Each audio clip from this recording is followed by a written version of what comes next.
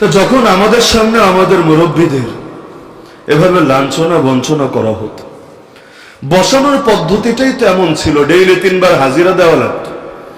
মাদ্রাসায় হাজিরা দিয়ে 1 বার, আর সেখানে দেওয়া লাগতো ডেইলি 3 বার। এর মধ্যে দুপুরে যে হাজিরা, রে আল্লাহ, হাজিরা সিস্টেমটা ব্রিটিশ আমল থেকে চলে আসছে এভাবে। বাথরুম করতে বসেন না যেভাবে, হাইকমোডে না, স্বাভাবিক বাথরুম করতে যেভাবে বসেন, অর্থাৎ নিতম্ব থাকবে উপরে, পায়ের উপর ভর করে এভাবে বসে থাকতে হবে সবাইকে। বারান্দার মধ্যে 3 জন করে সিরিয়াল দিয়ে, এখন আসতে 10 মিনিট লাগুক 15 মিনিট লাগুক, এভাবে বসে থাকবে সব তলার লোকেরা। আর পাহারাদাররা আসবে, গার্ড, জেল গার্ড। আরে নামে হলো গার্ড, কিন্তু তাদেরকে মর্যাদা দেওয়া হয়েছে জমিদার অফিসারের। তারা আসবে, মাথা গুনবে, সব ঠিকঠাক আছে নাকি কেউ পালিয়েছে নিশ্চিত হবে। এর আগ পর্যন্ত মুরব্বী আলেমদের এভাবে বসে থাকতে হবে, মাফ নাই। আরে এমনকি কারাগারে ঢোকার সময়, বের হওয়ার সময় যখন চেকিং চলে, 1.5 ঘন্টা 2 ঘন্টা 2.5 ঘন্টা পর্যন্ত লেগে যায় এতগুলো মানুষকে ধীরে ধীরে চেক করতে। পুরো টাইম এভাবে বসে থাকতে হয়।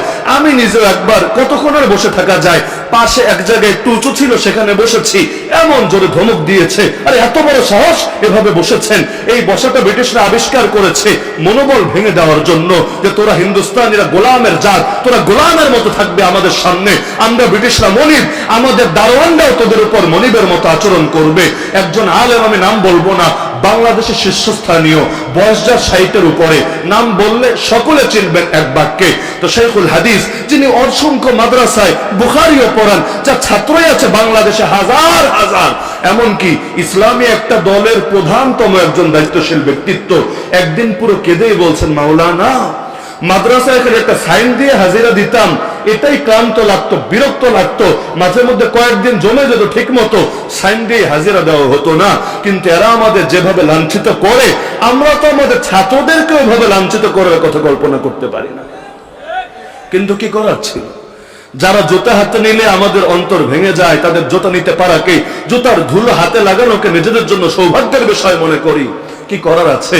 চোখের সামনে যখন তাদের রিমান্ডে নেওয়া হয়, চোখের সামনে যখন তাদেরকে বিভিন্ন ভাবে হেনস্থা করা হয়, তাকিয়ে তাকিয়ে দেখতে হয়েছে, আর সেই হাদিসটাই খালি স্মরণ করতে হয়েছে।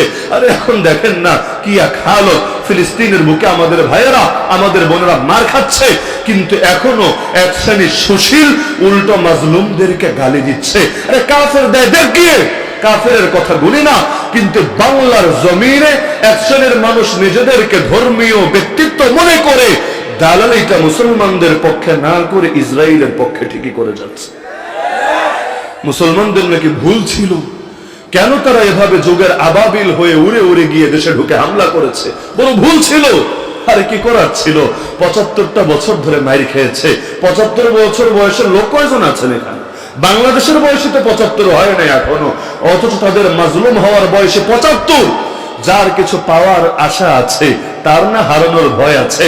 যার কোনো কিছু পাওয়ার আশাও নাই, তার হারানোর কোনো ভয় তো নাই।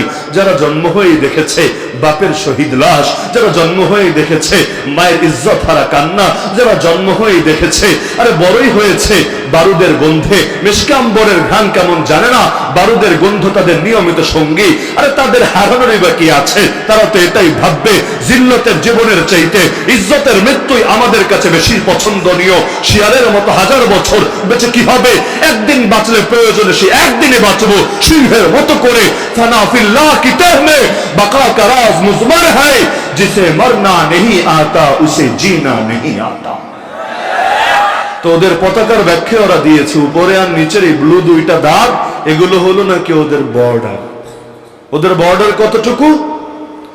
ওদের ভাষ্য অনুসারে ওদের বর্ডার হলো নবী ইয়াকুব আলাইহিস সালাম, ইউসুফ নবীর বাবা, তিনি যে এলাকায় ছিলেন ফিলিস্তিনের কেনান, সেখান থেকে নিয়ে সর্বশেষ আমিরুল মুমিনিন খলিফাতুল মুসলিমিন ওমর ইবনুল খাত্তাব রাদিয়াল্লাহু আনহুর জামানায় ওদেরকে যে এলাকা থেকে উচ্ছেদ করা হয়েছিল, অর্থাৎ খায়বার, কেনান থেকে নিয়ে খায়বার পর্যন্ত, দরিয়ায় ফুরাত থেকে নিয়ে দরিয়ায় নীল পর্যন্ত, এটা নাকি ওদের বর্ডার। বলেন না নাউযুবিল্লাহ।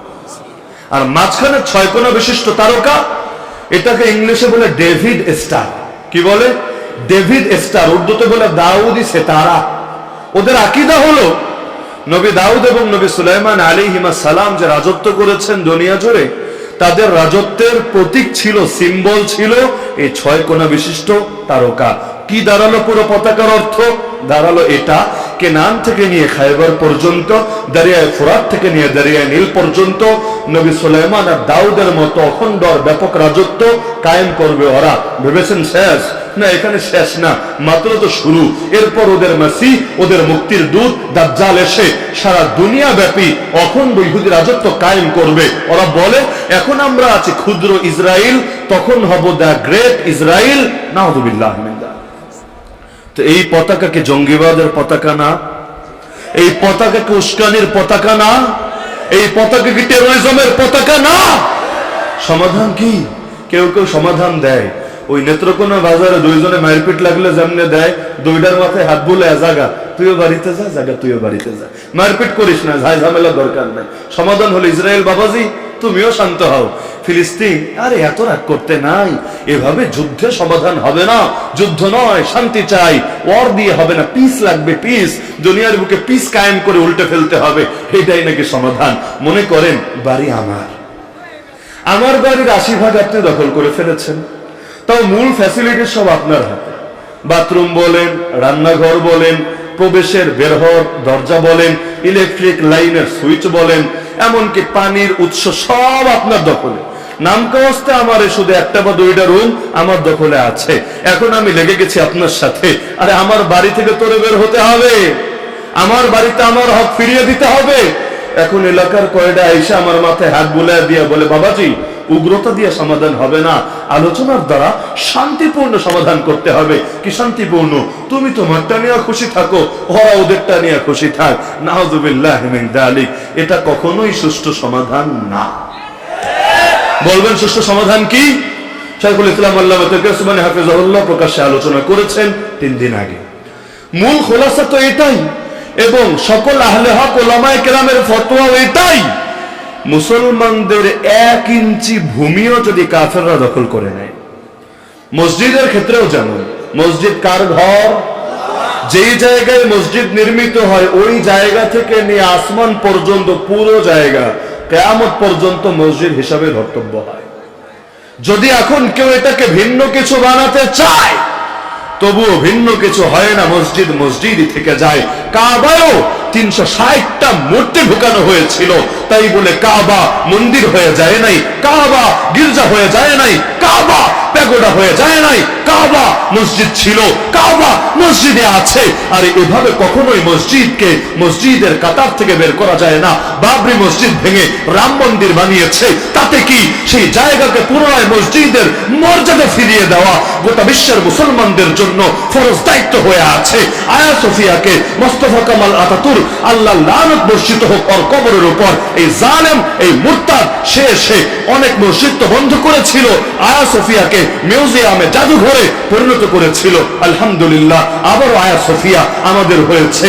আর এখনো জামিয়া কর্ডোভা মসজিদে, জামিয়া কর্ডোভা জামে মসজিদ, যেটার নাম ইতিহাসের পাতায় পাতায় পাবেন, ইতিহাস নিয়ে পড়াশোনা করতে গেলে, আজও পর্যন্ত মসজিদের মর্যাদা পায় নাই, এখনো পর্যন্ত সেখানে নামাজ আদায় নিষিদ্ধই রয়েছে। পৃথিবীর বহুত মসজিদের পরিণতি এমন হয়ে আছে, কিন্তু যারাই দখল করে রাখুক না কেন, যেটা মসজিদ সেটা মসজিদই থাকে। আল আকসা ইহুদেরা দখল করেছে, এখানে দখল না, জাস্ট একটা লাল গায়ের অপেক্ষা। কিসের? লাল গায়ে। এবং অনেকে দাবি করে লাল গাই নাকি পেয়ে গেছে। লাল গাই বুঝেন? এমন একটা গরু যার সবগুলো পশম হবে লাল, ভিন্ন কোন রঙই থাকবে না। নেত্রকোনায় বহুত গরু পাবেন লাল, তবে দেখবেন মাঝে মধ্যে কিছু অন্য কালার আছে, হয়তো কালা না হলে ধলা, একটা না একটা কালার আছে। ফুল লাল এটা পাওয়া দুষ্কর। দেখবেন পুরা লাল মনে হইলো ল্যাম যায়, আবার যায় কালা কালাই আছে। তো এখন পুরা লাল গরু কই পাবেন? ওদের আকীদা হলো এরকম লাল গাই যখন পাওয়া যাবে, গরুর কি প্রেম রে বাবা। পার্শ্ববর্তী অঞ্চলেও গরু প্রেমী, এই হাবারাও হলো গরু প্রেমী। গরুটা পাইলে গরুটারে কোরবানি দিবে, দিয়া এটারে পুড়ায় ফেলবে, এরপর নির্দিষ্ট এবং বিশেষ সিস্টেমে পূজা অর্চনা দিবে, তারপর আমাদের পবিত্র প্রথম কেবলাকে ভেঙে নাউযুবিল্লাহ বলতেও মুখে সংকোচ লাগে, সেখানে একটা মন্দির বানাবে, যে মন্দিরের নাম থার্ড টেম্পল বা সুলাইমানি টেম্পল। নাউযুবিল্লাহ।